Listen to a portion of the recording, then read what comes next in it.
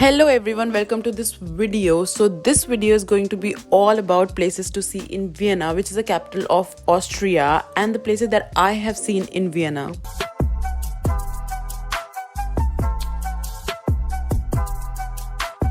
So let's start with the first place, which is Vienna's top tourist attraction, Schnbrunn Palace.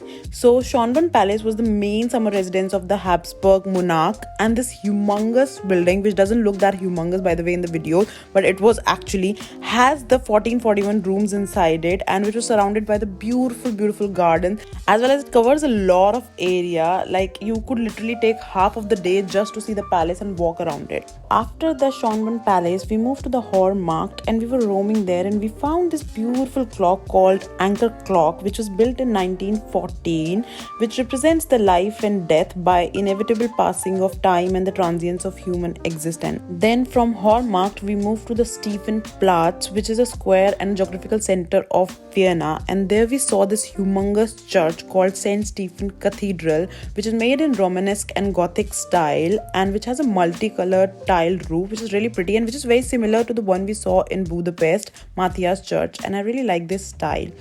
And St. Stephens Cathedral has witnessed many important events in Habsburg and Austrian history, and it has also become one of the city's most recognizable symbol. And it was extremely beautiful from inside also, and the improvements and further construction are also done from 17th to 19th century, and the whole structure has to rebuild after the destruction caused by the World War II. Then from the Stephens Platz we moved to the Graben, which is a street in the first district of Vienna, and there we saw this sculpture, beautiful sculpture, plaque column, also known as Trinity Column, which was built in the post-Bernini era and which is the most prominent sculpture artwork in the city. So during night we went to see the Hofburg, which is a former imperial palace of Habsburg dynasty, which is located at the center of Vienna, and it was built in 13th century and then further expanded several times afterwards into multiple buildings called the Imperial Library, Treasury, Spanish Riding School, and Mews.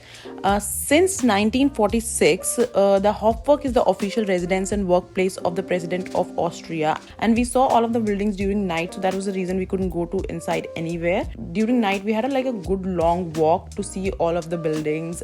So during the next day we went to the Belvedere, which is a historic building complex in Vienna, which is located at the third district of the city, consisting of two Baroque palaces, the upper and the lower Belvedere. And the Baroque palaces complex were built as a summer residence of Prince Eugene, and which was also known during the time for both the imperial capital and the home of the ruling Habsburg dynasty. And the palace was also surrounded by the beautiful gardens, and the gardens were believed to be in the former French styles, and because the person who has designed the garden, known as Dominique Girard, who was also trained in the gardens of Versailles, so maybe he got the inspiration from there. And in the upper Belvedere it has the world's biggest painting collection by the painter Gustav Klimt, and it has his most famous paintings, also the Kiss and the Judith. So this is it for the Belvedere and overall for Vienna, because these are all of the places that I've seen in Vienna. So if you're planning to come here, please plan at least 2 to 3 days just to see the Vienna, because it's not going to be enough for you. And if you like this video, like, share and subscribe, and if you have any other suggestion, do let me know in the comment down below. And thank you so much for watching. Bye.